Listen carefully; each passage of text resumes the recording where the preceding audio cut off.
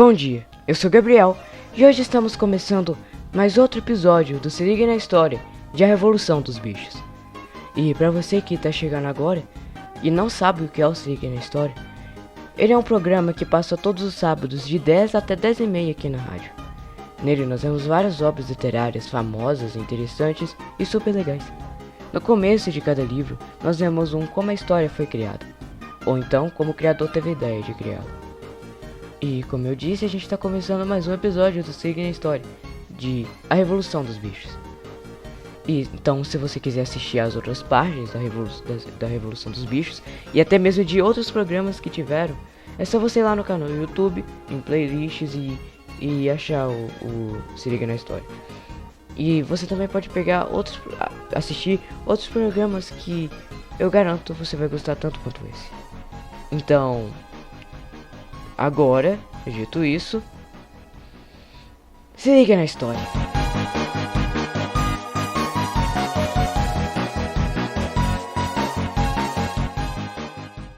A Revolução dos Bichos, Parte 5. Algumas tarefas, como por exemplo a limpeza de ervas daninhas, podiam ser realizadas com uma perfeição impossível aos seres humanos. E como nenhum animal roubava, não houve necessidade de separar as pastagens das serras aráveis, o que evitou o grande trabalho da construção de cercas e porteiras. Não obstante, à medida que o verão passava, começou a se fazer sentir alguma escassez. Houve falta de óleo parafina, de pregos, de corda, de biscoitos para os cães e de ferraduras para os cavalos, coisas que não podiam ser fabricadas na granja. Mais tarde, faltaram também sementes de adubo artificial, além de vários tipos de ferramentas e, finalmente, a maquinária para o moinho de vento. Como obter isso tudo? Ninguém conseguia imaginar.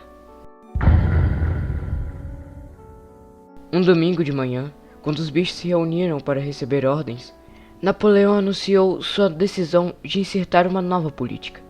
A partir daquele dia, a granja dos bichos passaria a comerciar como as da vizinha.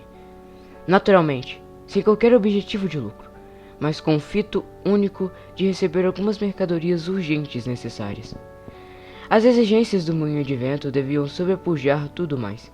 Em consequência, ele estava tratando da venda de uma grande média de feno e de parte da safra de trigo daquele ano. E, mais tarde, caso fosse necessário mais dinheiro, este teria de ser obtido com a venda de ovos, para os quais sempre havia um mercado em Windsor. As galinhas, Disse Napoleão.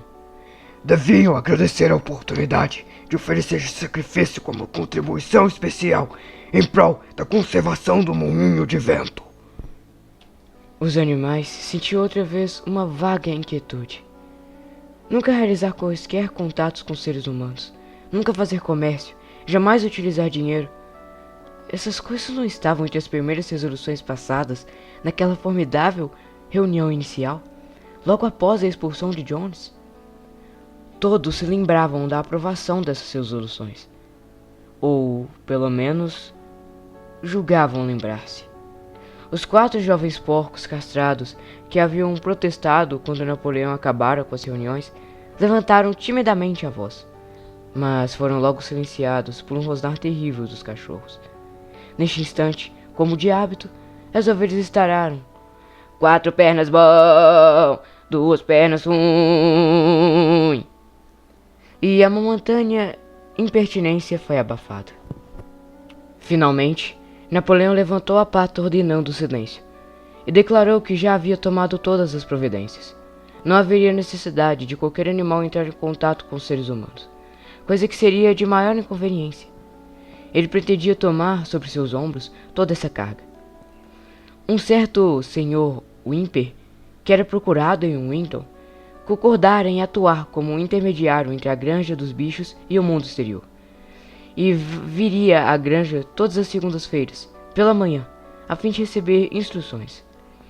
Napoleão finalizou o discurso com sua exclamação habitual de Viva a granja dos bichos! E, após cantarem bichos da Inglaterra, os animais foram dispensados. Depois, Garganta percorreu a granja para tranquilizá-los. Assegurou-lhes que tal resolução contra o engajamento no comércio e o uso de dinheiro jamais fora aprovada. Aliás, nem sequer apresentada. Era pura imaginação e, provavelmente, tinha origem em mentiras inventadas por Bola de Neve. Alguns bichos ainda permaneciam em dúvida. Porém, Garganta perguntou-lhes astuciosamente: Vocês estão certos de que não sonharam com isso? Existe algum registro dessa resolução? Está escrita em algum lugar? E uma vez que realmente não existia nada escrito parecido com isso, os animais se convenceram de seu engano. Todas as segundas-feiras, o Sr. Whymper visitava a granja, conforme o combinado. Era um homenzinho finório de suíças crescidas, procurador de pouca clientela, porém suficientemente vivo para perceber, antes de qualquer outro, que a Granja dos Bichos precisaria de um representante, e que as comissões seriam poupudas. Os bichos olhavam suas idas e vindas com um certo receio, e evitavam-no tanto quanto possível. Apesar disso, ver Napoleão de 4 dando ordens ao Whymper, que permanecia em pé sobre duas patas, era uma coisa que lhes acariciava orgulho, e parcialmente os reconciliava com a nova situação. As relações com o gênero humano andavam bem diferentes. Os humanos não odiavam a Granja dos Bichos menos porque ela prosperava. Na realidade, odiavam-na mais do que nunca. Todo ser humano tinha como questão de fé que a Granja dos Bichos ia cair mais cedo ou mais tarde. Sobretudo que o moinho de vento seria um fracasso. Reuniam-se nas estalagens e provavam uns aos outros por meios gráficos e diagramas que o moinho de vento estava fadado a desabar, e caso o mantivesse erguido, jamais funcionaria. Não obstante, mesmo contra a vontade, haviam criado um certo respeito pela eficiência com que os bichos conduziam seus assuntos. Sintoma disso foi o fato de começarem a chamar o sítio de Granja dos Bichos, abandonando a pretensão de continuarem a chamá-la de Granja do Solar. Haviam também acabado com o cartaz de Jones, que perdera toda a esperança de reaver sua granja, e fora viver noutro lugar. Até agora, exceto por intermédio de Whymper, nenhum contato houvera entre a Granja dos Bichos e o mundo exterior, mas já circulavam insistentes boatos de que Napoleão estava por chegar a um decisivo acordo de negócios, ora com Pynchon de Foxwood, ora com Frederick de Pinchfield, mas nunca, interessantemente, com ambos simultaneamente. Foi mais ou menos por essa época que os porcos de repente mudaram-se para a Casa Grande, onde fixaram residência. Novamente os bichos julgaram lembrar-se de que havia uma resolução contra isso, aprovada nos primeiros dias, e novamente Garganta conseguiu convencê-los do contrário. É absolutamente necessário que os porcos, disse ele, sendo os cérebros da granja, que tenham um lugar calmo onde trabalhar. Além disso, viver numa casa é mais adequado à dignidade do líder. Nos últimos tempos, dera para referir-se de Napoleão ao título de líder. Muito mais do que viver numa simples pocilga. Mesmo assim, alguns bichos se aborreceram ao ouvir dizer que os porcos não só faziam as refeições na cozinha e utilizavam a sala como local de recreação, mas ainda dormiam nas camas. Sansão resolveu o assunto com seu Napoleão tem sempre razão. Porém, Quitéria, que tinha a impressão de lembrar-se de uma lei específica contra as camas, foi até o fundo do celeiro e tentou decifrar os 7 mandamentos. Sentindo-se incapaz de ler mais do que algumas letras separadamente, foi chamar Maricota. Maricota, pediu ela, leia para mim, por favor, o 4º mandamento. Não diz qualquer coisa a respeito de nunca dormir em camas? Com alguma dificuldade, Maricota soletrou o mandamento. Diz que nenhum animal dormirá em camas com lençóis. Interessante. Quitéria não se recordava dessa menção a lençóis. Mas, se estava escrito na parede, devia haver. E Garganta, por acaso, passava neste momento acompanhado de 2 cachorros. Colocou todo o assunto na perspectiva adequada. Com quem, então, vocês, camaradas, ouviram dizer que nós, os porcos, agora dormimos nas camas da casa? E por que não? Vocês não suponham, por exemplo, que houvesse uma lei contra as camas, não é? Não, nem vem. Cama é meramente o lugar onde se dorme. Vendo bem, um monte de palha no estábulo é uma cama. A lei era contra os lençóis, que são uma invenção humana. Nós retiramos os lençóis das camas da casa e dormimos entre os cobertores confortáveis. Por um acaso isso são lençóis? Não. Porém, não mais do que necessitamos. Posso afirmar-lhes, camaradas, com todo o trabalho intelectual que atualmente recai sobre nós, vocês não seriam capazes de negar-nos o repouso. Camaradas, vocês seriam? Vocês não desejariam ver-nos tão cansados que não pudéssemos cumprir nossa missão? Conseguiriam? Conseguiriam? Será que alguém aí quer ver Jones de volta? Os animais tranquilizaram-no a esse respeito, e não se falou mais no fato de os porcos dormirem nas camas da casa. E quando se anunciou alguns dias depois que os porcos passariam a levantar-se de manhã 1 hora mais tarde do que os outros bichos, ninguém que se queixou disso também. Ao chegar do outono, os animais andavam cansados, mas felizes. Haviam tido um ano difícil, e após a venda de uma parte da safra do feno de trigo, os estoques para o inverno não eram lá muito abundantes, mas o moinho de vento recompensava tudo. Já estava quase pela metade. Após a colheita, houve um período de tempo em que os bichos trabalharam mais do que nunca. Satisfeito com a tarefa de andarem para lá e para cá puxando os blocos de pedra, desde que com isso conseguissem fazer a parede subir mais alguns centímetros. Sansão chegava a trabalhar de noite, 1 hora ou 2, por sua conta, à luz da lua. Nas horas de folga, os animais passeavam em volta do moinho inacabado, admirando a solidez e a verticalidade em suas paredes, maravilhados com o fato de terem sido capazes de construir algo tão imponente. Somente o velho Benjamin se recusava a entusiasmar-se com o moinho de vento, embora, como sempre, não fizesse outro comentário além do enigma de que os burros vivem muito tempo. Novembro chegou, com fortes ventos de sudoeste. Foi preciso interromper a construção, pois o tempo estava úmido demais para uma mistura de cimento. Finalmente, houve uma noite em que a tormenta foi tão forte que os galopões da granja tremeram na base e várias telhas do celeiro foram arrancadas. As galinhas acordaram cacarejando aterrorizadas, pois haviam sonhado todas ao mesmo tempo, com o barulho de um tiro à distância. Pela manhã, ao saírem os animais de suas baias, deram com um mastro caído no chão, e virou o almeiro do pomar desgalhado, como se fosse um rabanete. Mal haviam notado isso, quando soltaram um guincho lacerante de desespero. Visão terrível se apresentava aos seus olhos.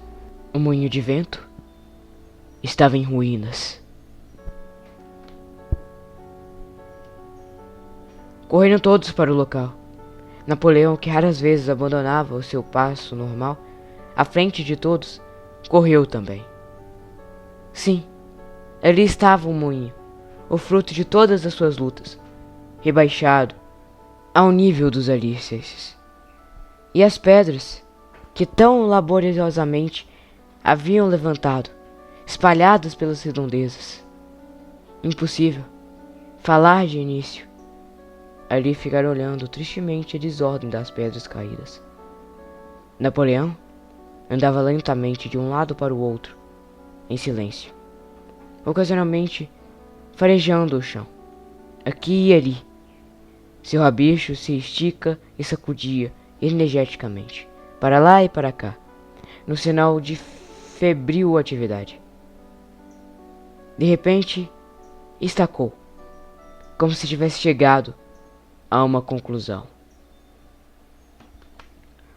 Camaradas, disse lentamente. quem é o responsável por isto? Sabem quem foi o inimigo que na calada da noite destruiu nosso moinho de vento?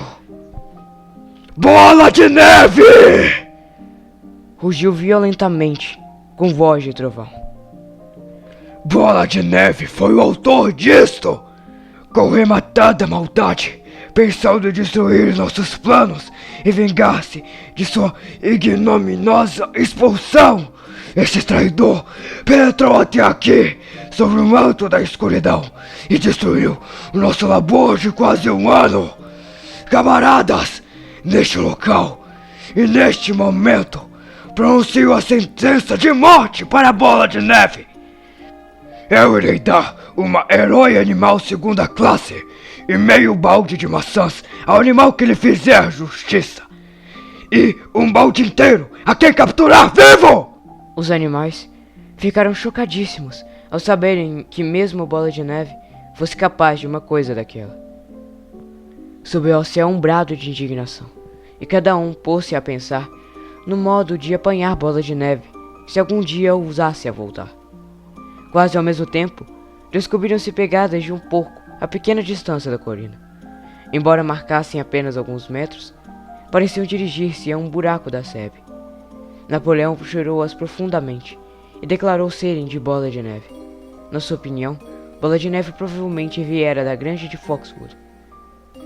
Não percamos tempo, camaradas! Bradou Napoleão, depois de examinar detidamente as pegadas. Temos muito trabalho pela frente. Hoje mesmo de manhã, recomeçamos a construção do moinho de vento e trabalharemos por todo o inverno, com sol ou com chuva. Mostraremos a este traidor miserável de que ele não pode desfazer nosso trabalho assim tão facilmente. Lembre-se, camaradas, não deve haver modificações em nossos planos. Serão cumpridas à risca. Para frente, camaradas! Viva o moinho de vento! Viva a granja dos bichos!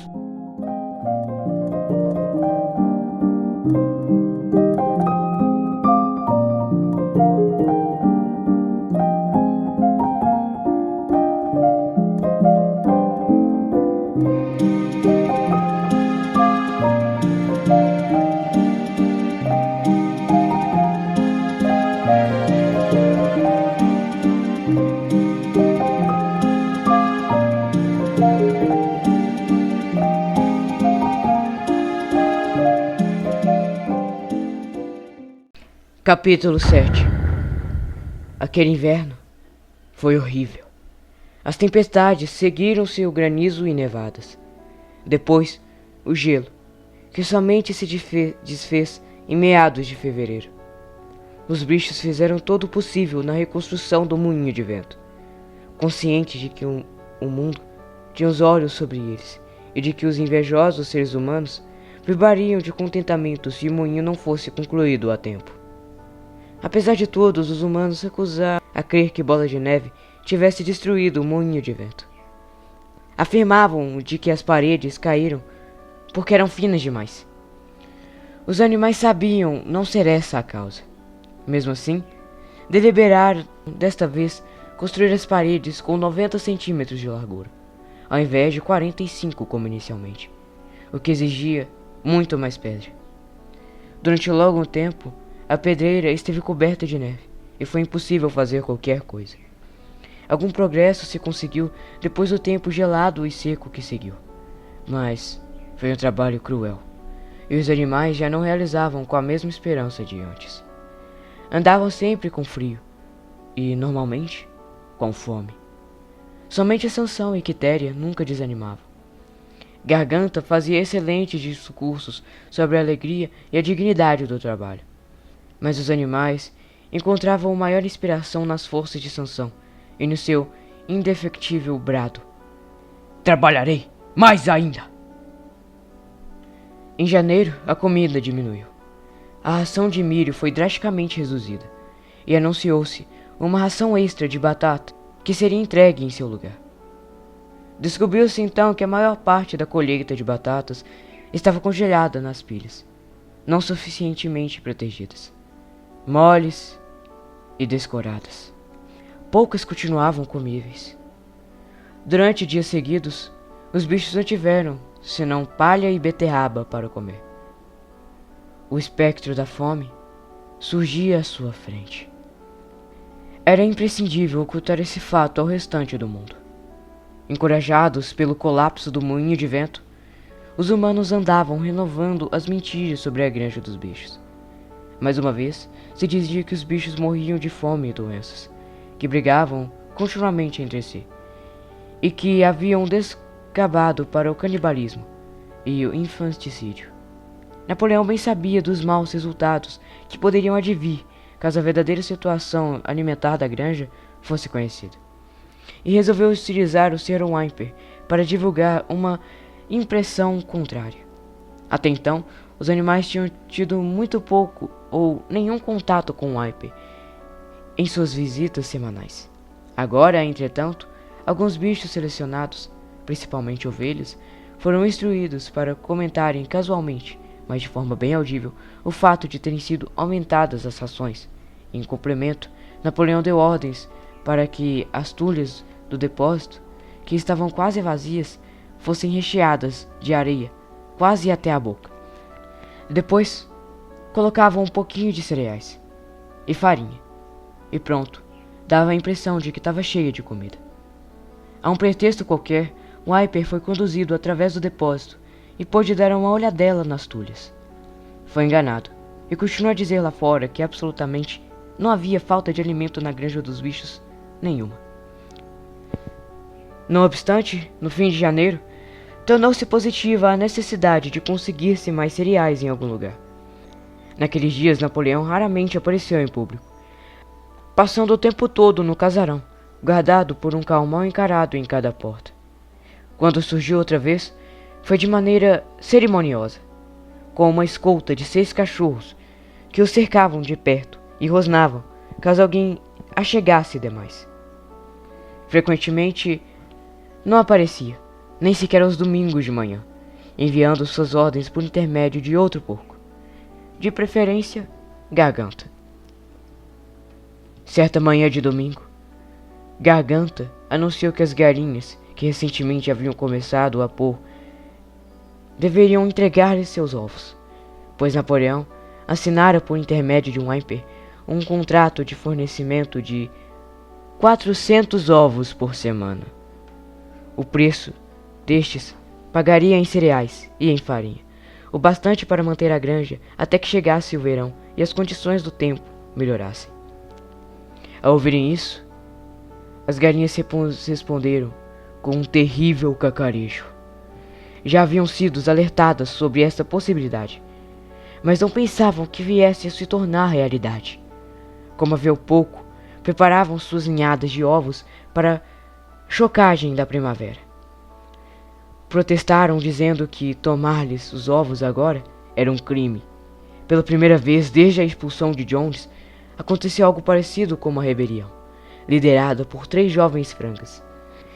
As galinhas realizaram uma ação, visando a contrariar os desejos de Napoleão. O método usado foi voar para os caibros do telhado e dali por os ovos, que viam despedaçar-se no chão. Napoleão agiu rápida e implacavelmente. Cortou a ração das galinhas e decretou que o bicho que fosse apanhado dando a elas um grão sequer de alimento seria condenado à morte. Os cachorros fiscalizavam a execução da ordem. As galinhas resistiram por 5 dias. Depois, capitularam e voltaram para os ninhos. 9 haviam morrido. Seus corpos foram enterrados no pomar. E, segundo se disse, a causa da morte foi coccidiose. Whymper nada ouviu sobre esse caso, e os ovos foram entregues pontualmente, vindo um caminhão semanalmente buscá-los. Entre mentes, não se falava mais em Bola de Neve.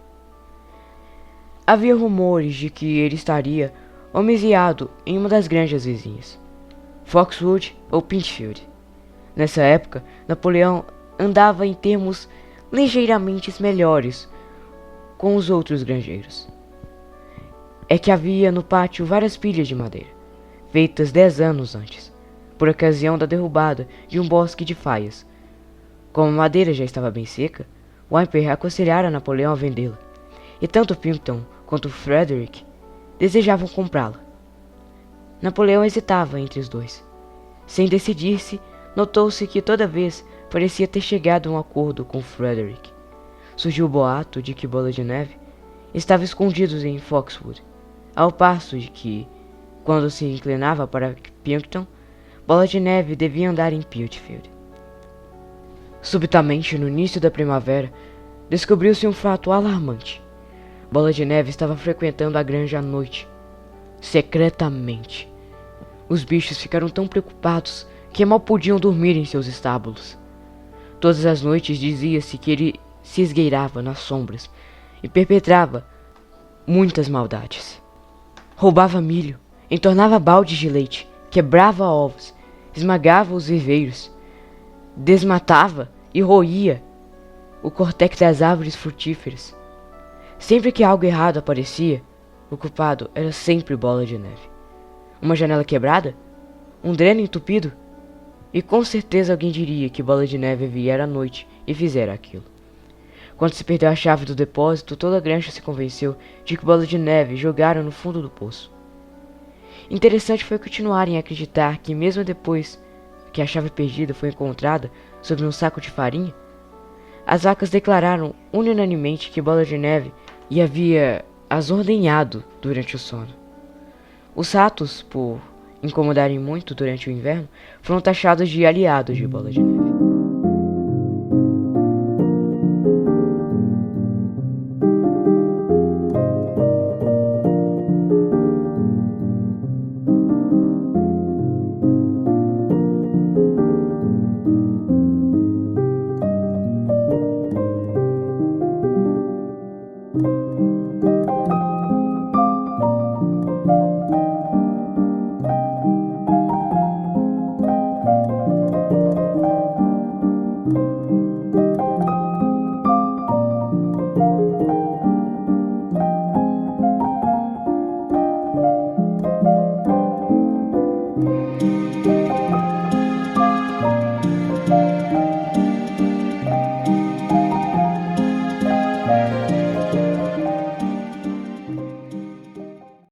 Bem, e por hoje é só. Muito obrigado a todos aqueles que assistiram, reassistiram. Muito obrigado. Isso ajuda demais. E caso você queira ver outro Se Liga na História, é só você ir lá na Rádio Veloce, no canal da Rádio Veloce, e ir em playlists. Aí você vai achar a Se Liga na História e você vai poder ver todos os programas que saíram até hoje. E também, o que vocês acham que pode acontecer, hein? Vocês acham que realmente a Bola de Neve tá fazendo tudo isso? Vocês acham que os bichos vão conseguir construir um moinho de vento? Vejam isso no próximo episódio de Se Liga na História. E, bem, eu gostaria de agradecer de novo. E agora, tchau! E até o próximo programa!